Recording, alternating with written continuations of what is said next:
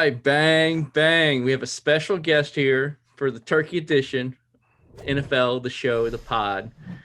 We have Brian. So we have, the usuals, Price and Dustin. And Price will talk about his favorite play, which is probably going to be Duke Johnson once again this week. And we have a special guest all the way from California coming down to Texas, virtually, of course. It's quarantine time. Brian, can you tell us a little bit about yourself to our viewers? Yeah, no, I've been doing DFS for a while. First off, thanks for having me on the show. Appreciate that. But I've been born and raised in California. I've been doing DFS for 6, 7, 8 years at least, give or take. But I write NFL DFS work for rotoballer.com. Used to have a DFS show when the baby was born. It made things much more difficult. So that got put on hold for this season. That was running for a few years. But I do a golf podcast, Always Pressing PGA DFS, and then a ton of baseball stuff, a DFS show for that during the season.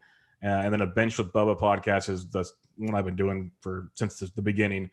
Mainly fantasy baseball, but it's a ton of other stuff. I've done movies and barbecue and whatever you want to talk about because it's Bench with Bubba, so I can talk about whatever I want. And that's the beauty of it, so just have fun with that. But if you guys check me out on Twitter, BDentric, I tweet way too much about a lot of things. So you'll find anything I do all sitting over there. But I'm looking forward to chatting with you guys. Should be a lot of fun. So you said you're a barbecuer. Well, our buddy Price over there is also a barbecuer, so y'all could probably have a lot to talk about. Yep. Yeah, you guys got the good Texas barbecue. I just do, tri-tips and other stuff out here. I'm trying to work on my smoking skills, which is nothing close to you guys. So I feel like I'm an amateur compared to you guys, but I love doing it. Crack open a cold one and fire up the grill is always a good time. Oh, Price is an amateur. I grew up with the kid. Jack in the Box and like the 12 tacos is what he would get. And then he got a Traeger, and now he's sending us pictures every single day of all sorts of amazing meat, and he's turned into a modern day Gordon Ramsay with his Traeger. I did tomahawk steaks last week. Yeah, now he's talking about tomahawk steaks to us. I literally was at the grocery store today, and I saw these ones on sale, and my wife's like, "What's so important about that?" I said, "It's a tomahawk steak. Do you not see this thing? It is absolutely amazing." And I got this like, whatever. But I just got a Traeger a few months ago, so I'm gonna have to pick your brain because I've been doing some practice, and sometimes it works out well. So there's so many different recipes. So there's a ton. I'm curious. Let's talk about the pellets. Hey, it all starts with the pellets, okay? It does. Championship blend, baby. All right. Let's get into it. We're gonna go game by game. We usually don't necessarily go this route. We only have 3 games. And one game's in question with COVID, which is the highlight game of the day. So we're going to start with Price's team, the Houston Texans versus the Detroit Lions. I don't know how the Lions coach is still not fired. I need to refresh Twitter to see if something has changed, but I don't know how you score 0 points. And there's a lot of question marks here with the running back for Detroit, Stafford, ligaments are torn. We'll start with you, Price, since it's your hometown. Well, I mean, I'm actually kind of happy they didn't fire Patricia because that means my Texans get to play against his very mediocre coaching. I mean, if they let PJ Walker tear him up, there's no way Deshaun Watson doesn't absolutely crush them, which is why he's 7,400, the most expensive quarterback on the slate. I mean, he's coming off his best game of the season, especially his little truck move to score on the ground. It's nice to see. But besides him and Fuller, like this offense is not that great. I know Tunzel missed last game because he was sick. So it's kind of a surprising high over under at 50.5 because there's not that much talent, especially if Galladay's still out, Swift is out, Hawkinson's hurt. It's like, I mean, we can watch Duke Johnson and Adrian Peterson run for 2.6 yards a carry for 48 or 60 minutes. Like, no. But I mean, I'm excited to everyone get to watch my struggle of Houston play in a prime time game. Y'all have to watch how atrocious we are. And I know Brian's pretty happy about it because he's a Dolphins fan and they own our first round picks. So I'm sure there's a little bit of rooting for the Lions going on Thursday for him. Great way to start a Thursday morning. But it should be a good game. I think it'll be better than the Washington-Dallas game. As long as the night game stays on, that should be the best. But I think for DFS purposes, there's a lot of fun ways to attack this game. I really believe that Watson Fuller is the best little two-man stack of the slate, but it's going to be super chalky for sure. What do you think, Brian? Yeah, no, I think Watson by far and away is the top quarterback on the slate. And with 3-game slates, there's going to be a lot of chalk, like you were saying. But it just means, get different in a couple places. You don't have to get too crazy everywhere. If it's that good, if it's good chalk, which we've seen a lot of this year, then you just take it. And Watson is that chalk. There's other options you can do. Like if Stafford were healthy, that'd be great because he's averaging over 20 points per game on Thanksgiving Day. He just shows up somehow on Thanksgiving. So that's something to think about at $5,800. But, you got to keep an eye on that finger injury. Watson's just been a beast, and people don't play him enough every week. I saw a stat today on Twitter that he's the QB4 since week 5 when it comes to fantasy points, and it's pretty believable because he just keeps beasting out with the legs through the air. Fuller's awesome. I like Cooks a lot. He's been getting targeted like over 8 times a game since Bob left town, so that's been beautiful. And in a PPR format, that's a big move there as well. And he's always underpriced, only $5,600 this week. So the Texan stack's a big one with Watson, Fuller, and Cooks. Should be pretty popular, as you were saying, but it's hard to go away from it as the highest total of the day. And not that all totals are created equal and that they all go where they're supposed to go, but this one actually feels like if Stafford and company at least are somewhat healthy come game day, that there should be a lot of points in this one. So you're saying they're going to score more than 0 points?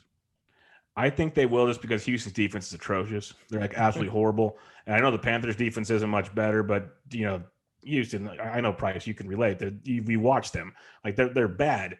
So like Swift is a phenomenal play if he's healthy. And then there's the what I like on Detroit between Stafford being cheap is you got some cheap receivers with Golladay out. Like people will go straight to Marvin Jones, but you can go down to Hall at $3,200, and he's been actually putting up 8 to 9 plus PPR points each week, and that just frees up all kinds of salary to get all of your Texans in. Yeah, and with this, it's only a 3-game slate, but the pricing is so soft as well that you're gonna have to leave salary on the table to differentiate yourself somewhat. And I'm leaving 400 on the table without even trying. Like having the best plays, I'm still leaving $400 to $800 on the table, which is crazy. So soft pricing, it's good for the noobs that come in here on Thanksgiving want to do that, but it makes it not as strategic, I feel like, for us, and it's hard to go down to the really, really cheap plays. But yeah, what about you, Dustin? Any other interest in this game? Price, he hasn't even said Duke Johnson's name yet. So what's your interest in Duke Johnson, since I know where Price is at? He's in a good spot, but he's been in a good spot, right? He was in a good spot last week and didn't do anything with it. So it's very hard to trust him, but it could be one of those differentiators you talked about. Maybe people won't go to him because of that sort of GPP type play. He's not a crazy price, and he does have upside, getting 90+% snap share, 3-down back status. So you never know. It's Detroit. They've been gashed on the ground. So maybe it's one of those games where Duke Johnson kind of takes over. I don't see that happening, but it could. I do like Brian's call on Hall down there, really cheap. He's their big play threat with Golladay out, and Jones, probably get most of the coverage from Roby, probably shadow him. So he hit a big touchdown 2 weeks ago, and so 3,200 for a guy that's gonna get volume. I think he can really beat Houston over the top for a big long touchdown, and you already 3x. So I like that call. Stafford, depending on his health, he could be a sneaky play. I know there was no setbacks last week, but they were bad. So monitor that. Maybe an off GPP play for Stafford, just to one of our MME type plays. So that's kind of how I feel about it. All right, let's get into your favorite team next, Dustin.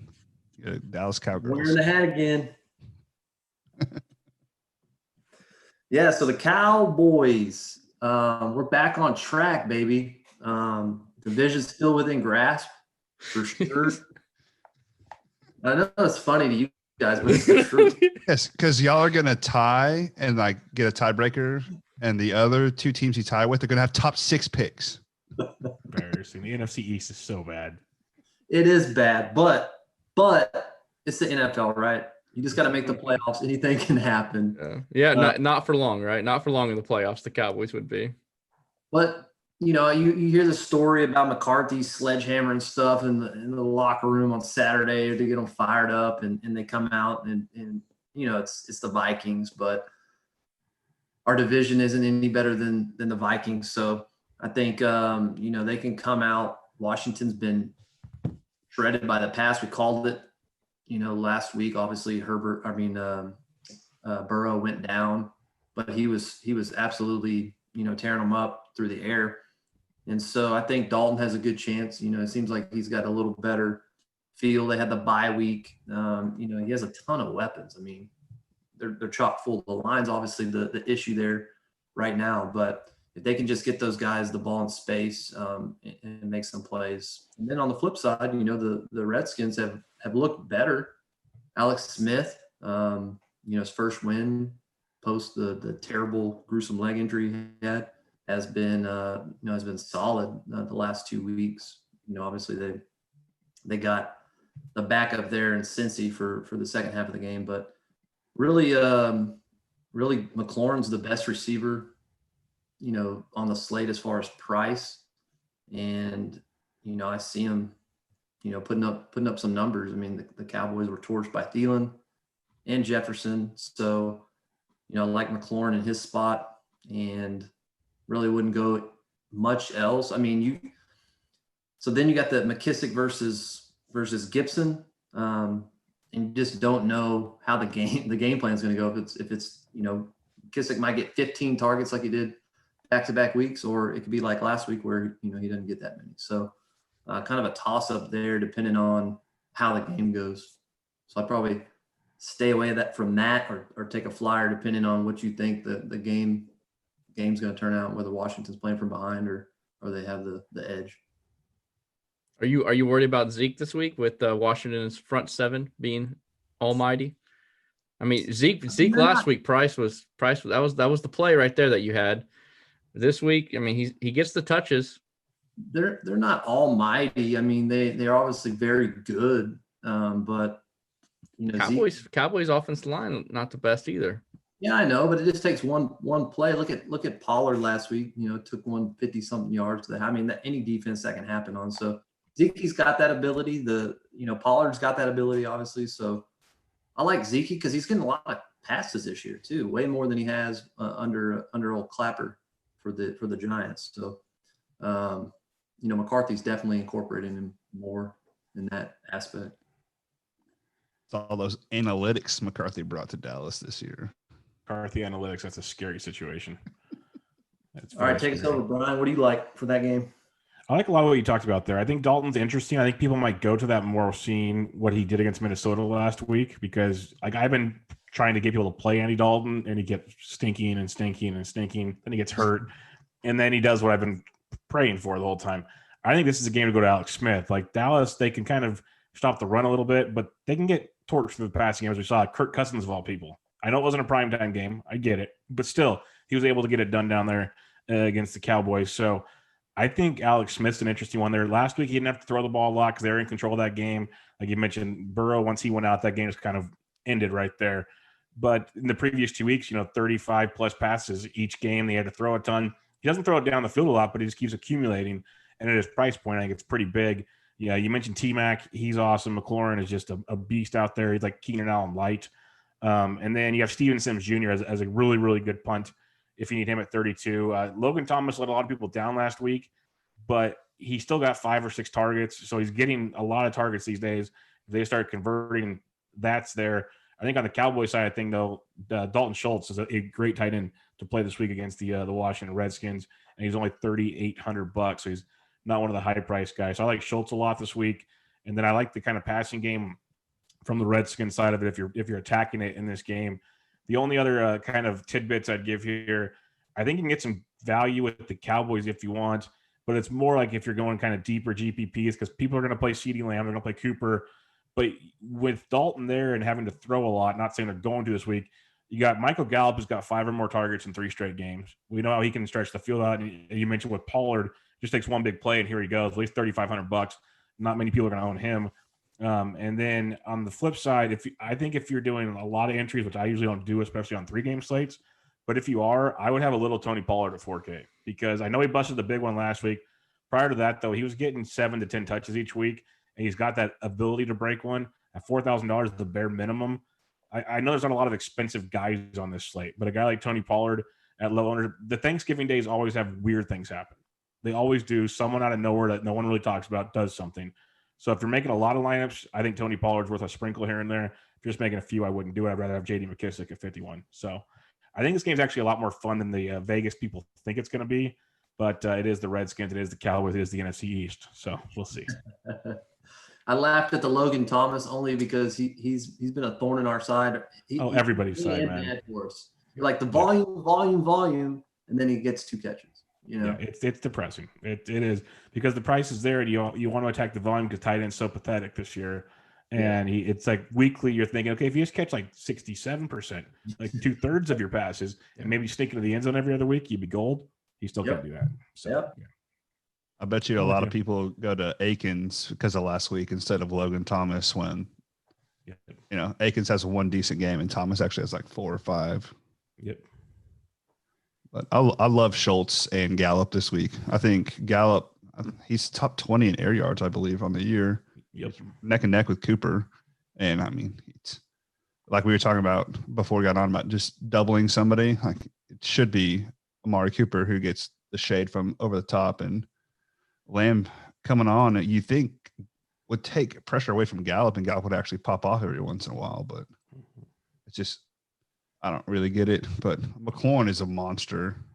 There's no one on Dallas who can cover him. And I like you touching on Sims because he would be a fan. I think a little Sims, Logan Thomas, and Smith stack would be very low owned and have a chance to really do some damage because everyone else is going to be on McLaurin. And if you want to attack this game and be different, that's a great way to do it. Well, and to be honest, you could still have McLaurin. As long as you don't have Deshaun Watson, your whole lineup is going to be different than everybody else. Yes, that is true.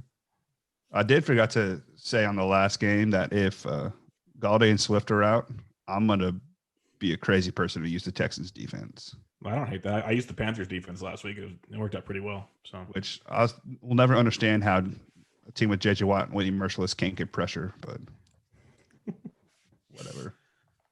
What do you think about this game, Chris? I think we've worn the game out for the most part. I do like the Alex Smith at quarterback for GPPs, and then for cash, I just going off to Deshaun Watson on cash in this slate, it seems pretty tough in my opinion. But you got to use Deshaun in cash. But I love Alex Smith in GPPs. I'm gonna try to avoid at all costs the Texans stack because it's gonna be so popular. But if it hits, my GPPs are probably gonna be done for. Like I'd say, like if you're in a 3 max, do like 1 Texan stack because you don't want to be that guy that just sits there and watches the "I told you so" moment. But if you have 2 without it, that could be big. All I know is if Duke Johnson goes off this week, I'm gonna lose my mind. I'm gonna lose it. He's just killed my lineups the last 2 weeks. Want to buy you a Duke Johnson jersey if he goes off? No, I'm so scared of it too. I'm so scared, but I'm scared to play him too. So, but no, it's all good stuff. And Terry McLaurin literally I don't think he caught a touchdown last week, but it seems like every week somehow he just finds his way in the end zone. So Terry McLaurin is like Brian said, as soon as Burrow went out, the game was basically just the lead. And he had 90 yards receiving, I think, still. Yeah, to me, like the game at over under at 46 is, I just don't, like y'all said, I don't believe that line. Usually I don't like to target games under 50 that much. Granted, we only have 1 game above 50, but I think this game can score more points than the 1 game above 50. So I think the only way this one doesn't go over 50, and it's very possible with these 2 teams, is they move the ball, and then fumble or pick.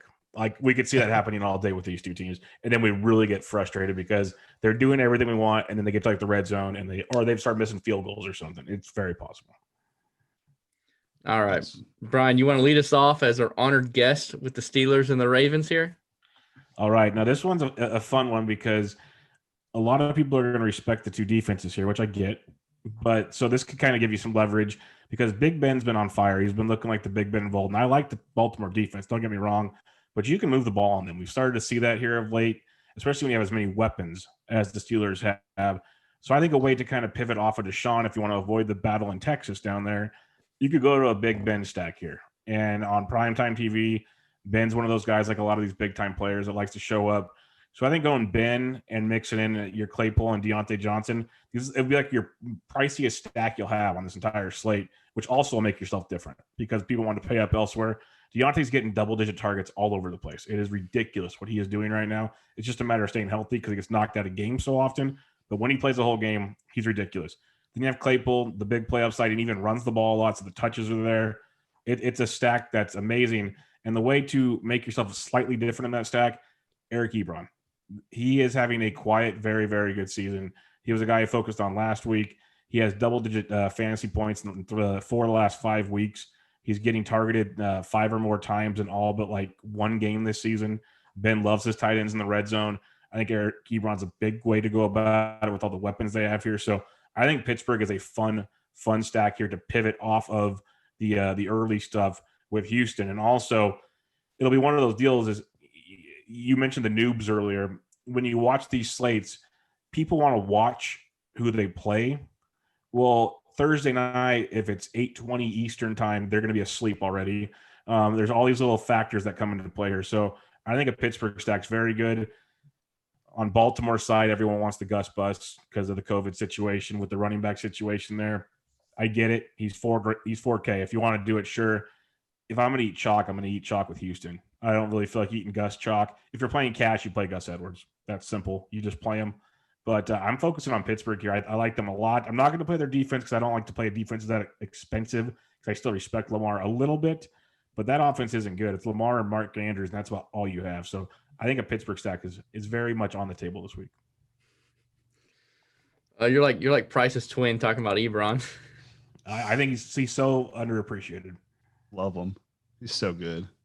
Deontay, man, I've been on that guy since week 1, all over him, and I said this guy's so underpriced. I said he's Antonio Brown when Antonio Brown when he came on the scene. They used him the same type of way, and so we beat that horse, and then he got hurt 2 weeks in a row, and Chris hated me for it, and then he wasn't hating me last week when I said play him, but No, I wasn't. yeah, the guy gets, like you said, double-digit targets. He got knocked out those 2 games, and he's still averaging over 10 targets a game, I believe. So, the 6 games he's finished this year, he has 10 or more targets in all 6 of them.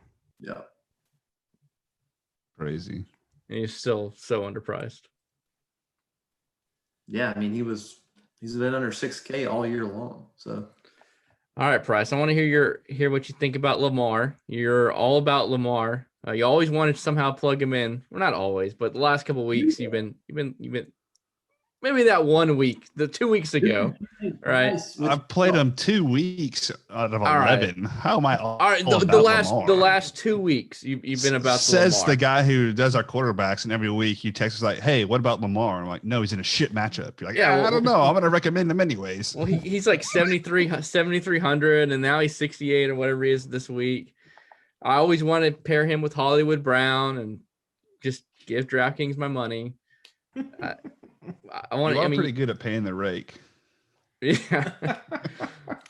but Lamar doesn't know how to complete a forward pass. But I think sometimes he's gonna Mark have to Andrews. this week, especially with Ingram and Dobbins being out, because Edwards he's okay at rushing. I remember Justice Hill got all the freaking hype last year in the offseason, but he hasn't really had anything come to fruition. But I mean, Lamar's going to have to pass if they're going to keep up because, like you touched on, Big Ben is playing phenomenal. I think the Steelers have thrown over 40 times the last 3 weeks. Claypool has been amazing. Deontay's been a target hog.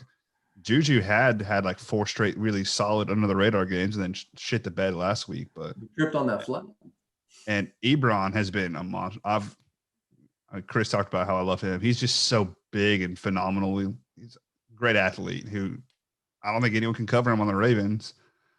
But I think this really could turn into a decently high-scoring game if Greg Roman comes out and actually attacks through the air. I think Nick Boyle being out will also push the envelope a little bit on them throwing, because without him run blocking and without their two lead runners, you should see a little bit more wide open, I guess, formations from them. And I think it could be sneaky. I mean, Hollywood Brown has to have a good game at some point, right? Like, he has to. There's no way he can go all year and just be crappy. This is the DFS Dad Show, and I made a dad joke on another show last week. I said Quentin Tarantino made a movie for Hollywood Brown called Once Upon a Time in Hollywood. So it's pretty much it's been curtains for this boy all year. That's all it's been. It doesn't make sense. I love it. I was just trying to tee off Price with Hollywood Brown. I do think it's cool we got to see Des Bryant make a catch last week. I would have loved to see him actually get incorporated and do something. I mean, it wasn't even – he literally – it's just a hike throw. He didn't even have to move. Hey, he still moved. I think you mentioned Greg Romans is important because I could see Lamar with all the running backs out returning to last year's Lamar where he's running back one for the team. That might be a big factor this week too. Yeah. And I don't think he's going to be very high owned. He's not running the ball like he used to. But is Greg Roman, is it same thing with Kaepernick, bursted on the scene really well and then faded because of the OC and everyone figured him out? And now his tricks have run out. That's the thing is it's the NFL. Like the first year of any gadget, look at the Dolphins when they did the Wildcat. Like it's cool and all. And then you get the NFL in off season. And if you don't have something new coming back, they got you figured out. I think a really good way to attack this game could be Lamar or Andrews stack and then run it back with Claypool, Deontay. Mm-hmm. And then you differentiate yourself there automatically and you can plug in pieces from the other games and no one else should have that. I knew you would end up at the end of this. I'm not going to use Lamar. Yeah, look at you just said the best way to attack this game. Like you talk yourself into it. I'm probably gonna do one. All right.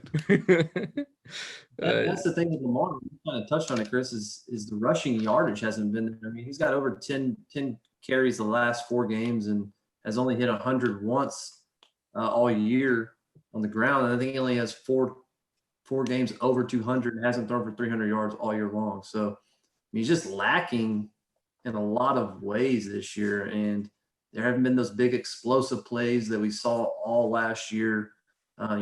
Like I said, Hollywood Brown over the top or him, making a 60-yard run for a touchdown.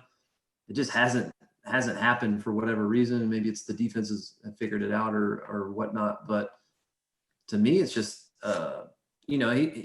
Lamar's not a bad play because of his legs. But to me, there's just not a ton of upside this year because there hasn't been those explosive plays. And so, against Pittsburgh, who has one of the better defenses, it's hard to see him, doing that this week, in my opinion. So I think it'll be more of he's going to have to throw the ball like Price said, and that's only helping the Pittsburgh defense because he's just not an elite thrower. So Brian, I want to hear your game theory talk about these smaller slates, or like same thing with golf. It reminds me of like a WGC event, like no cut events. It's the small slates. Is this something where you dial back how much you would want to play, or is this something that you feel there's going to be a lot of newer players play because it's a Thanksgiving day and you're going to dial it up? I usually try to stick to single entries and 3-entry max type deals, keep it simple because it's like you said, WGC, there's only so many variations you can come into. So if you're doing max entry type stuff, you better cover all the bases because someone else will. So that gets sketchy there. You mentioned leaving money on the table like we talk about in WGC. That's always a great way to be different right out the gate. I think that's very good here. Like don't think just because you made your lineup, you like your lineup, and you see $600-700, even $1,000 or whatever. Like I've seen guys, like you guys seen it with golf this last year. A lot of the best lineups had like $4,000 left on the table. I'm not saying do that, but that works from time to time. So if you like your lineup and you believe in your lineup, roll with it. Like there's only 6 teams, and some of these teams aren't that good at football. So you're really trying for some miracles. You're like, there's really only a couple good football teams this Thursday. So 2. I don't mind that at all. I think the biggest thing is don't be scared of chalk. Just be different in 1 or 2 places. Like you don't have to be different everywhere. Like some people will tell you be super unique. You don't have to be super unique. Like literally, there's so much information out there these days in the DFS world that a lot of the chalk is good chalk now. It really is. Like there's obviously some done like Duke Johnson. That's bad chalk. But there's lots of good chalk out there, and I wouldn't fade. Like we talked to Sean a lot. I'm going to play Deshaun, and if he stinks, he stinks. I can live with that. If you play like a chalky Andy Dalton and he stinks, you should be mad at yourself for that. It's little things like that. So just be different somewhere else. Go play Sims on Washington, or go like play some of these. Go play Hollywood Brown if that makes you sleep better at night. That'll be different. But that'd be my biggest thing is don't be scared to leave money. I wouldn't go too crazy in tournaments and stuff, and just be different in a couple places. Good chalk is a good thing. Love it. Love it. All right, Dustin Price, you got anything else to talk about here before we head off? Not really. I'm more ready to try and break down the main slate coming up because that's it's actually really tough pricing, I think, on that compared to this where everything's kind of soft. But I'm ready to. I think I'm going to make some pulled pork for Thanksgiving. Try and do a little different. So do that and smoke a turkey on the Traeger. I mean, do we all? Yeah, with your pellets. Yeah. So can we all agree that turkey is overrated? Is that a consensus? Yes. Yeah, I literally had this discussion with someone on a different show. I get it; it's tradition. I'll eat it, but there's a reason we don't eat it multiple times a year. So it's pretty simple. I mean, we bring Brian on to speak facts, and he's just spitting them out. And if people watch the videos, they'll see the size of me, and I could talk food all day long. So it's okay. I will say I'm in the middle of cutting weight, and I eat way too much freaking turkey as it is. So. All right. All right. Well, we'll put all the links to find Brian and all the different areas that you can find him in the description below. We appreciate having you on. We'll definitely have to do this again. Definitely. All right, appreciate man. it, guys. Really appreciate it. Yeah. Golf, football, whatever. I'm always available. Perfect. As long as the baby's asleep, right? Yes. As long as the baby's asleep, because then mama's happy. Mama's happy. We're all happy. So that's a good thing. Yeah. We understand that here at DFS Dads. So appreciate you. We'll see y'all. No problem. Thank you.